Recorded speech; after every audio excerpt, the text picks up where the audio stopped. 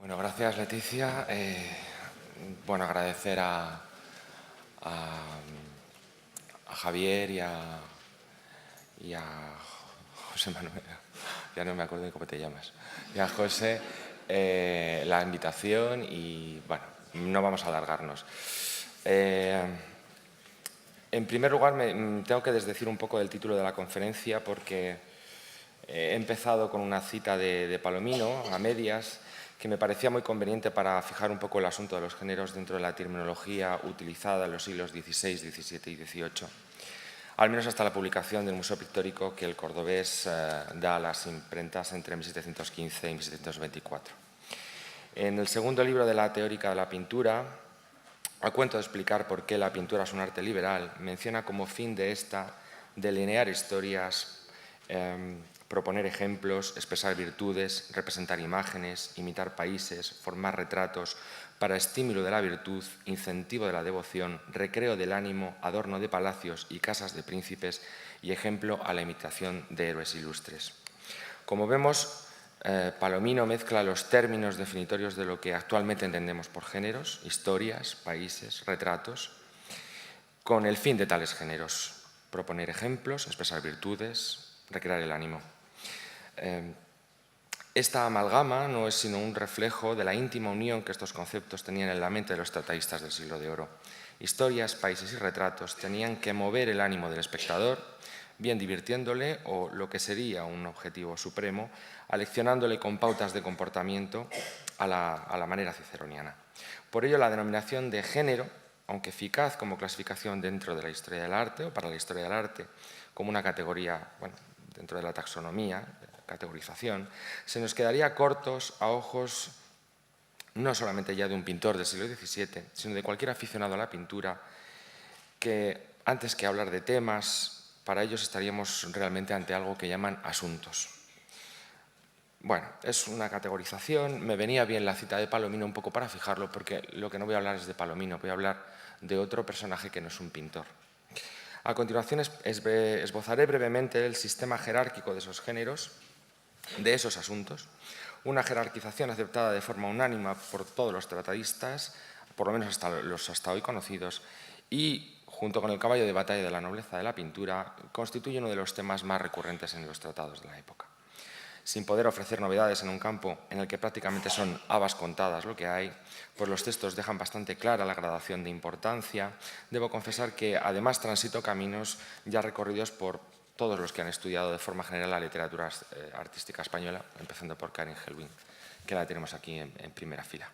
No obstante, quiero aprovechar la ocasión para sacar a colación un texto de uno de estos beneméritos tratadistas del siglo de oro, hasta ahora no estudiado por los historiadores del arte, a modo de confirmación de esa aceptación de las convenciones sobre los géneros, y de paso hacer una llamada de atención sobre las conexiones napolitanas en el ámbito artístico cortesano que se veían agudizadas en la segunda mitad del siglo XVII. Parto de uno de los grabados de Francisco López que ya hemos visto esta mañana, que ilustran los diálogos de la pintura de Carducho del año 1633, sin duda el primer gran tratado general del siglo del XVII. La imagen encabeza el diálogo séptimo del libro y muestra bien a las claras la concepción imitativa de la pintura, que veremos que será el factor determinante, el factor de clasificación primero. En este caso, el pintor es un copiante de la creación divina, tal y como remacha el lema ut ars natura ut pictura deu. Esta idea fue ya formulada en el Renacimiento y forma parte de los fundamentos artísticos más elementales, completamente asumidos en el barroco. Y la estampa, en la que Dios comparece como padre de sus criaturas, visualiza el plano de las ideas propias del tratado y, por medio de esta alegoría sacra, consuma este estereotipo de imitación de la naturaleza. Al otro lado vemos ahora otra imagen de apariencia por lo menos más veraz, en la que un desconocido artista, el cuadro está atribuido a Pero de Moya, está en el Museo de Burdeos, pero no sabemos realmente quién es, un desconocido artista que interrumpe su trabajo en el obrador para mirarnos. Su entorno de trabajo dista mucho del escenario natural adecuado para copiar la naturaleza. Antes bien, justo o junto a él o frente a él, se disponen un sinfín de modelos escultóricos, compases, papeles y otros trebejos propios de su oficio y, significativamente, los libros que acaba de consultar abiertos y desparramados por el suelo. nada que ver con el orden divino que debería reflejar concienzudamente, sino una muestra de las armas reales con las que jugaba el pintor. En su taller creaba una falsa imitación, una imitación construida, con la que debe dar vida a la historia que acaba de leer o al yeso clásico convertido en hombre de carne y hueso. Esto es, la capacidad inventiva del artista permitía superar el primer objetivo imitador, dándole nuevo sentido y valor a su trabajo. Bueno, brevemente, viendo los elementos que están en el cuadro, el bronce, el gladiador Borghese, uno de los mármoles más conocidos en la antigua Roma, con vaciados. Velázquez trajo uno de los vaciados de esta estatua a Madrid, conocido también la serie de Perrier, que hemos visto antes, y también el mundo de las academias, de las cartillas, que conforman realmente el campo en el que ellos copian, ¿no? Hemos visto, bueno, abajo Villafranca, arriba tenemos una academia de Eugenio Cajés y bueno, la imagen prototípica de la academia en Madrid, en España, a finales del 17, que es la de García Hidalgo. Y luego, por otro lado, esos otros textos, los textos teóricos, incorporados en este caso a dos pinturas de Valdés Leal, arriba el propio tratado de Carducho y abajo pues, el famoso Pompa Introitus Ferdinandi, llevado a una de las postrimerías de Valdés en el Hospital de la Caridad en Sevilla. Bien, por medio de esta fugaz visita por el taller o por la academia, busco escenificar dos realidades complementarias, dos planos cuya mayor o menor presencia establecían la consideración del artista y de su obra. Cuanto más cercanos a la estricta imitación de la naturaleza, peor consideración tenían los géneros. El pintor que se limitaba a ser un copiante, de ahí que el bodegón, como esto que tenemos tres ejemplos variados a lo largo del siglo, Zurbarán, el anónimo que está abajo del Museo de Berlín y un florero de Bartolomé Pérez, o el paisaje, Velázquez y Mazo, recibirán el pintor se limitaba a ser un copiante, de ahí que el bodegón o el paisaje recibieran la más baja estima, pues solo requerían maestría en la observación y capacidades manuales para reflejar verazmente lo que se tenía ante los ojos. El intelecto intervenía más en las llamadas pinturas de historia, en las que el artista debía encajar diversos elementos, casi podríamos decir o redundar en la idea de diferentes asuntos, a modo de puzzle, además de una forma armónica y eficaz, de manera que la imagen resultante tenía un valor narrativo, no solo demostrativo, o mejor dicho, no solamente mostrativo.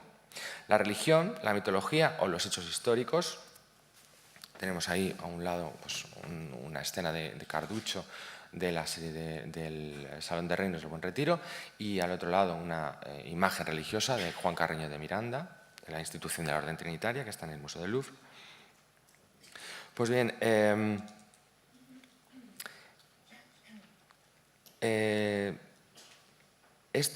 la historia, ya sean, como digo, religión o mitología, o hechos históricos, serían los campos en los que esa destreza se podía ejercitar y, por tanto, suponían la cumbre de este sistema.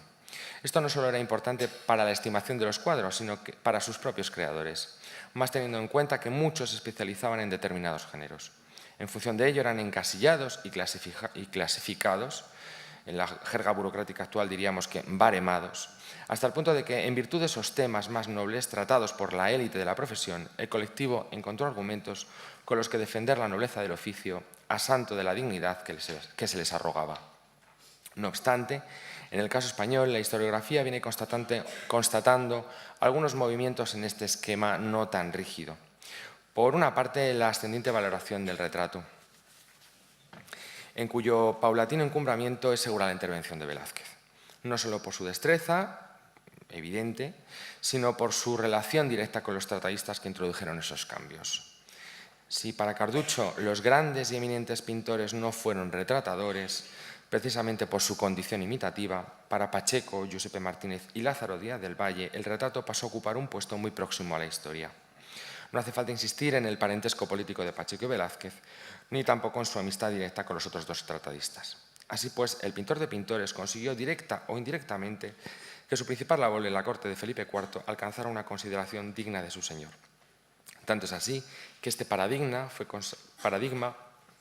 consagrado por Palomino ya entrado el siglo XVIII, Incluso años después, más avanzada la centuria, el padre Juan Interián de Ayala, en su Pintor cristiano y erudito, definía lo que es un retrato al hilo de sus observaciones precisamente sobre Velázquez: pintar al vivo, que en castellano llamamos retratar. Un segundo movimiento se detecta respecto a los géneros menores o inferiores de una forma especial en lo que respecta a las naturalezas muertas o a los bodegones, que empezaron a cobrar un auge inusitado en las colecciones españolas ya en las primeras décadas del siglo XVII. Pacheco atestigua el deleite que causa la pintura de flores, mencionando a Juan van der Hamen, y por supuesto alaba los bodegones de Velázquez por ser verdadera imitación del natural. Aún a regañadientes, tuvieron que ponderar sus valores miméticos, si bien nunca alcanzaron niveles superiores en la escala de valores. Palomino orquestó un sistema de 6 estadios por los que el pintor debía atravesar en su formación. Entre otras observaciones técnicas sobre la práctica de la pintura, el segundo estadio es el dedicado a bodegones y floreros, denominando al pintor que permaneciera en él simplemente copiante. De igual manera, las escenas de vida cotidiana, que nosotros conocemos como de género, carecían de un argumento narrativo de importancia que las hicieran merecedores de mejores puestos en este ranking. Este es, a grandes rasgos, el edificio de los géneros, desde los humildes cimientos de la imitación hasta unas enfáticas e históricas acróteras. Y así permanece hasta bien entrado el siglo XVIII. Esa escala era asumida por los artistas y los aficionados, especialmente por las élites con amplios conocimientos de la cultura clásica en la que hunde sus raíces este esquema. Reparemos ahora en uno de esos aficionados que salieron en defensa de la pintura que, sin ser artistas profesionales, aunque algunos lo fueron o lo practicaron el arte como diletantes, plasmaron por escrito sus argumentos. En el lapso que media entre la publicación de El arte de la pintura de Pacheco en 1649 y el primer tomo del Museo Pictórico de Palomino, se gestaron diversos escritos de menor entidad desde el punto de vista teórico, pero muy elocuentes del ambiente favorable a la pintura y los pintores que se respiraba, sobre todo en la corte de Madrid. Paradójicamente, esto tuvo lugar en el reinado de Carlos II, un periodo cada vez menos hechizado por las sombras historiográficas, en el que, liberados de prejuicios, es posible encontrar nuevos eslabones en esta cadena. Para ser honestos, hay que reconocer que la sintaxis alambicada y la hiperabundancia de citas eruditas propia de la escritura de la época producen tal densidad retórica que las hace de difícil digestión para el lector actual. Y es innegable que esta escritura puramente barroca ha dejado una pésima fama a sus autores. Así se entiende que uno de esos opúsculos le resultaran a Menéndez Pelayo una declamación de perverso gusto. A Francisco Javier Sánchez Cantón, una decepcionante repetición de noticias escrita en un estilo engolado y conceptista. Y para Juan Antonio Gaya Nuño, que careciera de la menor idea nueva. Mientras que para su contemporáneo, Antonio Palomino, la misma obrita rebosaba gran erudición y elegancia. La diana de todas estas invectivas fue el letrado aragonés Félix de Lucio Espinosa y Malo. Félix de Lucio fue un destacado miembro de la administración española en el sur de Italia. Se doctoró en leyes en la Universidad de Nápoles y ocupó diversos cargos en Sicilia.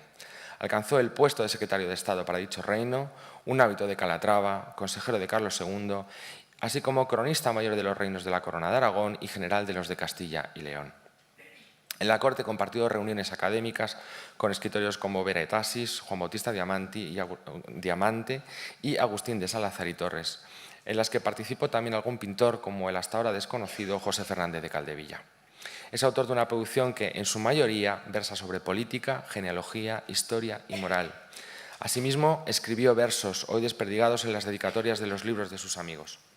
Para la historia del arte es conocido por haber dado a la imprenta un breve librito titulado El pincel, publicado en Madrid en 1681, del que estamos proyectando la portada, que, como es habitual en la época, se centró en la defensa de la nobleza de la pintura, por lo que ha sido puesta en relación desde Sánchez Cantón con los pleitos emprendidos en esos años por los pintores y sus favorecedores, entre los que siempre destaca el opúsculo de Calderón en favor de los profesores de la pintura de 1677. Hasta ahora, el pincel viene siendo considerado el único texto sobre tema artístico escrito por Lucio Malo. Por Lucio Malo. Pero lo cierto es que don Félix debió de ser un entregado aficionado a juzgar por las numerosas referencias a la pintura, metáforas y ejemplos artísticos que pueblan sus obras de cualquier índole. Así, en su ociosidad ocupada y ocupación ociosa, impresa en Roma en 1674, incluyó 2 sonetos, uno dedicado a un pintor de flores y frutas y otro sobre si el pintor y el poeta en igual arte ponderan mudamente sus pasiones. Vamos, la retórica, vamos, del pictura poesis y el parangón tópico. Años después, en sus Ocios morales, ya publicados en Zaragoza en 1693, abundó en el uso de términos artísticos, así, por ejemplo, para describir la esperanza, aduce que, según en los términos en que se halla, en la pintura de sus designios le enojan las sombras, le ofenden los lejos y solo le lisonjean los escorzos, es decir, un vocabulario absolutamente familiarizado con la pintura y con las técnicas pictóricas. Incluso llega a hacer un curioso parangón al hablar del revolucionario napolitano Masaniello, protagonista de la sonada revuelta de Nápoles ante el poder virreinal español en 1647, utilizando a Apeles como figura retórica. Estas pinceladas, como diría el bueno de don Félix, nos perfilan un espíritu vivaz, de variadas miras intelectuales y cuyas inquietudes artísticas tomaron una relevancia mayor de lo que se venía suponiendo. Aunque hace décadas que los estudios literarios han reparado en la riqueza de sus epístolas varias, consagradas a Carlos II e impresas en Madrid en 1675, para la historiografía artística sigue siendo solamente el autor del pincel. Lo cierto es que entre las epístolas publicadas en este volumen también incluye una sobre la escultura, dedicada a Nicolás Antonio, y otra, que es el objeto último de esta intervención, titulada De la pintura y algunos inventores y preceptos de ella, dedicada a un pintor napolitano, a don Domenico Gargiulo, más conocido en su tiempo como Mico Spadaro. Ahí tenemos una copia de un autorretrato de Spadaro. Bien, se trata de una breve carta en la que germinalmente se pueden localizar algunos lugares comunes con lo que años después sería el pincel, ¿no? Podríamos hablar de una cierta prefiguración. Pero para lo que nos interesa, en lo que a género se refiere, se puede rastrear perfectamente la estricta observancia del escalafón al que hemos aludido antes. De hecho, la dedicatoria a Gargiulo le sirve realmente de excusa para desplegar una batería de erudición generalmente de origen pliniano. Bueno, luego vamos a ver un poco de imágenes sobre Gargiulo, pero antes quiero un poco marcar o dejar encuadrado el texto. Tras un desconcertante comienzo, pues primero llega a situar a la pintura entre las artes de segunda esfera, las cuales no son el conocer con el entendimiento, sino obrar con la mano, pero a renglón seguido la enmarca en las artes liberales, refiriéndose a la antigua Atenas. Estructura su discurso acerca de las cualidades necesarias en un pintor encabezando una terna, configurando una terna que encabeza la ciencia, seguida por la experiencia y la diligencia. Posiblemente de forma inconsciente va deslizando datos que nos aportan información acerca de su escala, esa escala absolutamente convencional de los géneros. Esa mezcla que también hemos visto en Palomino en la cita del principio.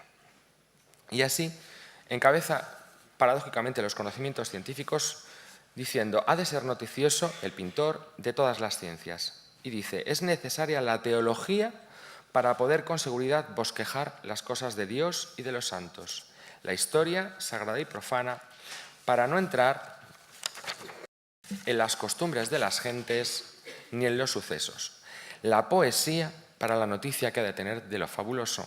Y después de citar la anatomía, que vendría más lógico entre las ciencias, habla de la filosofía para exprimir muchos accidentes naturales sin error. En el apartado dedicado a la experiencia que precisaba el buen pintor, hace un repaso a las citas habituales sobre los pintores de la antigüedad para, a santo de su excelencia, hacernos un breve repaso por los géneros, o por lo menos citando algunos casos particulares que hoy agrupamos en un único género.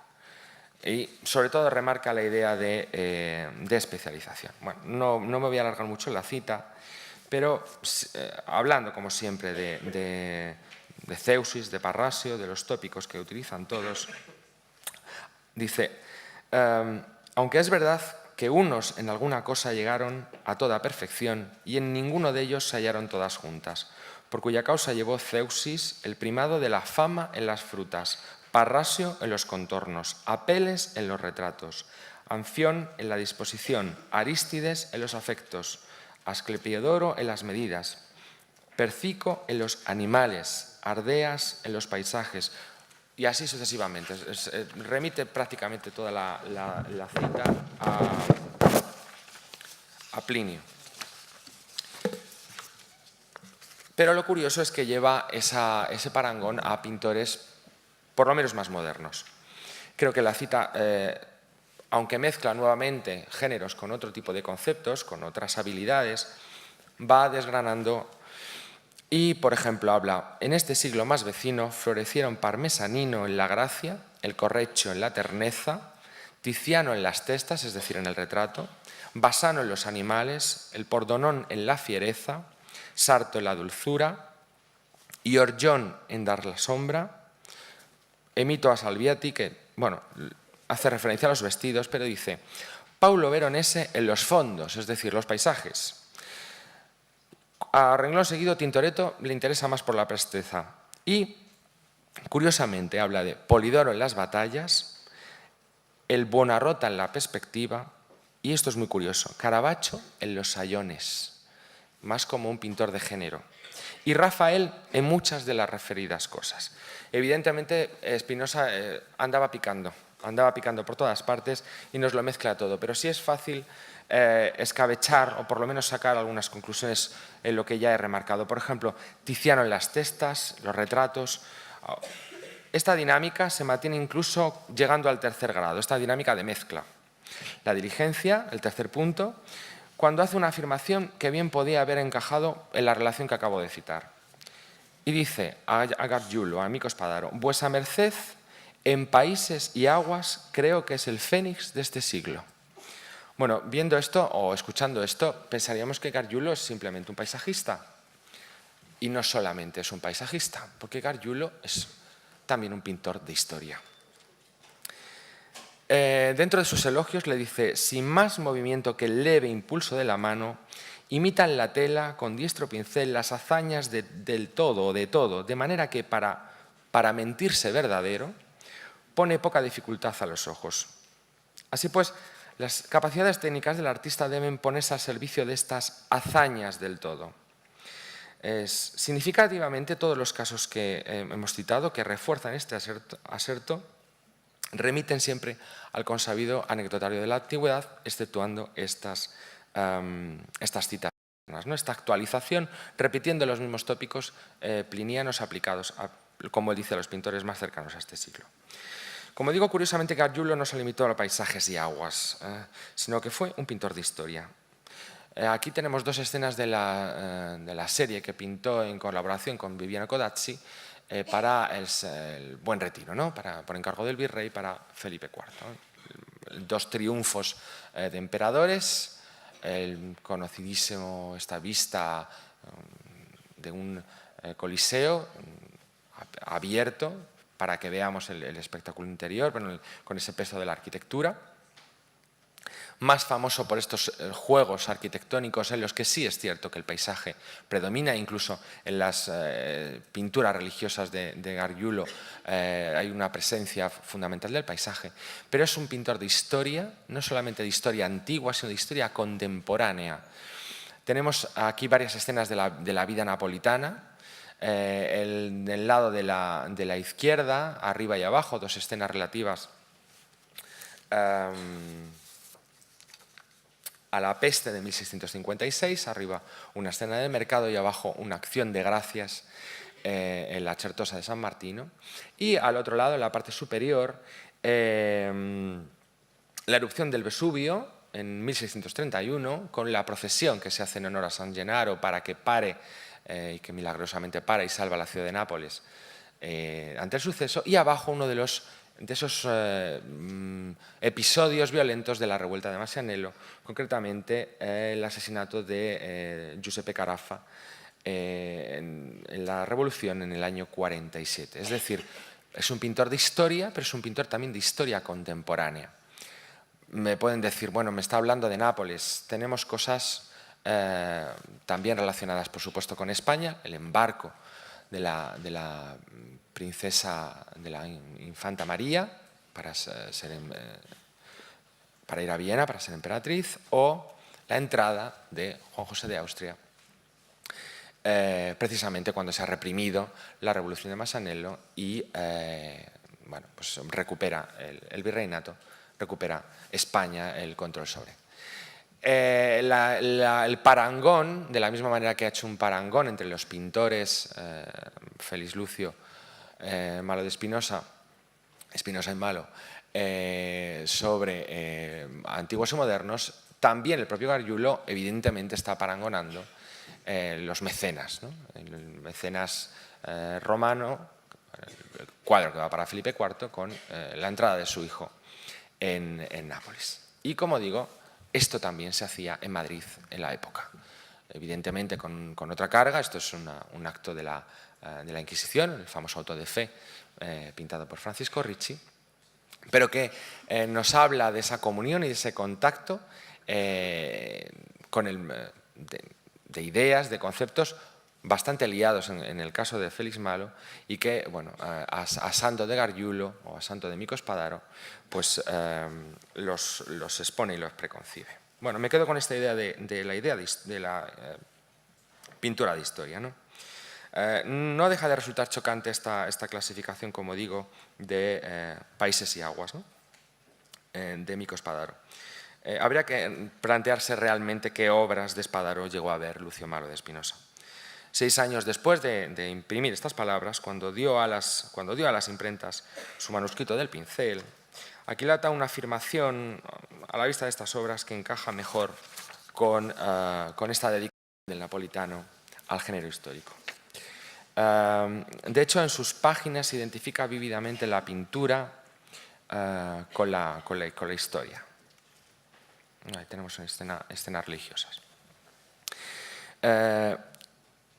En el pincel dice, a propósito de una identificación entre la pintura y la historia: ¿por dónde, si no es por medio de la pintura, puede establecerse a la eternidad la memoria? En este fiel archivo están depositados los sucesos con tanta facilidad de verlos que se consigue el deseo solo con el leve trabajo de aplicar los ojos a un lienzo o a una tabla.